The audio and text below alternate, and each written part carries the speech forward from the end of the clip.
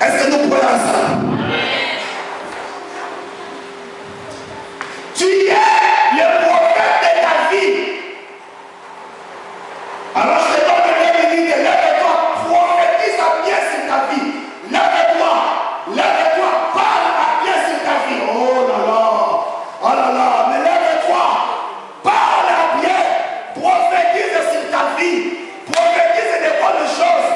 Je te l'autorise. Mais tu ne parles pas, Moïse a parlé au rocher. Tu as vu le pasteur Paul, le pasteur aussi parle de sa vie. Avec toi, éternel mon Dieu, parce que tu es mon créateur. Et lorsque tu m'as créé, éternel mon Dieu, tu as déclaré des paroles merveilleuses. Seigneur, parce que tu m'as créé, je crois en l'exécution et en l'accomplissement parfait. Oh éternel mon Dieu, l'accomplissement parfait de ta parole dans ma vie. Merci Seigneur pour ton amour, pour ta souveraineté, pour ton amour. Sois béni Seigneur au nom de Jésus-Christ de Nazareth. 37. Oui, évangéliste. Oui, non, merci. Le livre d'Ézéchiel, chapitre 37. J'ai lu la parole de Dieu. Amen. La main de l'Éternel est reposée sur moi, et l'Éternel me transportait par son esprit pour me déposer au milieu de la vallée. Oui. Celle-ci était remplie d'ossements. Oui. Il m'a fait passer près d'eux, tout autour. Oui. J'ai constaté qu'ils étaient très nombreux, sur les sols de la vallée, et qu'ils étaient complètement secs. Vous savez qu'on a assez de vie dans le spirituel. Nous voulons faire que le spirituel se matérialise. Hein? Non. Amen. Je dis qu'on a assez de vie dans le spirituel. C'est comme un frère qui a dit, frère, tu es marié, il dit oui,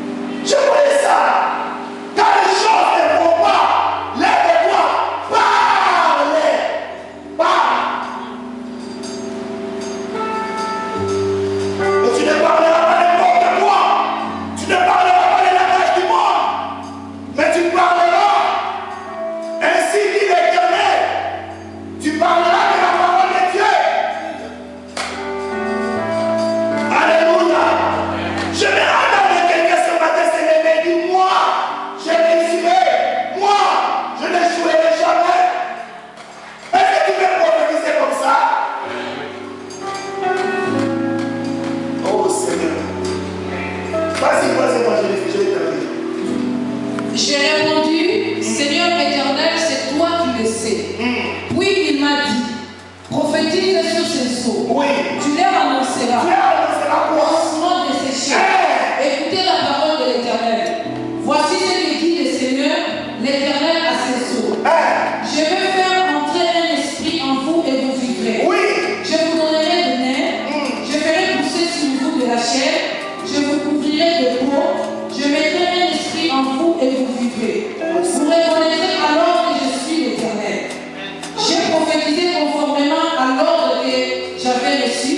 Alors que je prophétisais, il y eut un bruit. Il y a un grand bruit. Un mouvement s'est produit et les eaux se sont rapprochées les uns des autres. J'ai regardé et j'ai vu qu'il leur apparaissait des nerfs. La chair a commencé à pousser. La chair a commencé à pousser. Et la peau les a couverts. C'est comme un gars qui a fait la prédication. Alléluia.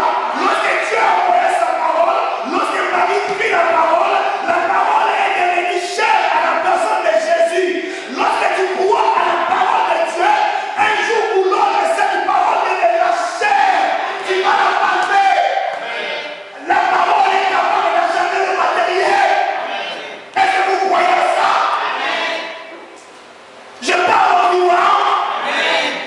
Est-ce que vous comprenez cela à l'église?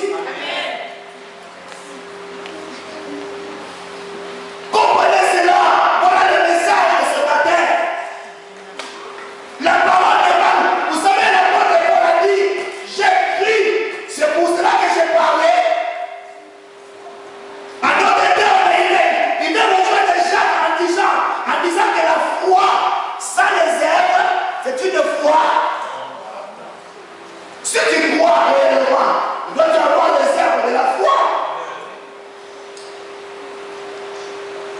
Est-ce que c'est matin, maman, merci? Lève-nous l'église. Lève-nous. Les gens qui t'attendent, s'il vous plaît. Là où tu es, tu vas simplement parler. Parce que nous sommes dans la dispensation de la parole. Là où tu es, parle bien. Parle, je dis de parler. Est-ce que vous pouvez parler maintenant à l'église, s'il vous plaît? Ou on peut prier? Béni soit ton nom, éternel, mon Dieu, mon roi. Seigneur, aujourd'hui tu as envoyé ta parole. Ta parole m'arrache des ténèbres, de la paralysie, de l'assoupissement. Parce que tu voulais que je demeure ferme, éveillé, et que je sois pleinement conscient, éternel, mon Dieu, de ce que tu as mis en moi, la puissance de ta parole, parce que ta parole est créatrice. Tu m'as créé, tu m'as formé un corps. Tu as mis en moi ton esprit, et ton esprit qui est vie, ton esprit qui est puissance. Et je crois, éternel mon Dieu, que ta parole amène à l'existence ce qui n'était pas encore dans ma vie. Les dons spirituels qui n'étaient pas encore présents sont manifestés dans ma vie. Oui, je le déclare dans le nom de Jésus de Nazareth. Là où il m'avait manqué la sagesse, je déclare qu'elle est en abondance en moi au nom de Jésus. Là où il m'avait manqué de l'intelligence, je déclare qu'elle est en abondance dans ma vie, dans le nom puissant de Jésus qui de Nazareth. Éternel mon Dieu, je bénis ton nom. Je bénis ton nom de ce que ma vie n'est pas une vie stérile, mais elle est féconde, parce que tu m'as rendu féconde, éternel mon Dieu.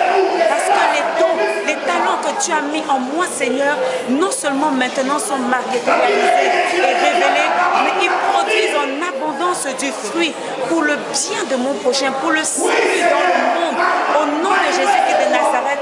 Parce que, Seigneur, tu m'envoies, éternel mon Dieu, pour manifester ton amour, Seigneur, au milieu de ceux qui ne te connaissaient point encore, afin que ceux qui étaient dans les ténèbres en soient tirés et viennent dans ta lumière au nom de Jésus de Nazareth.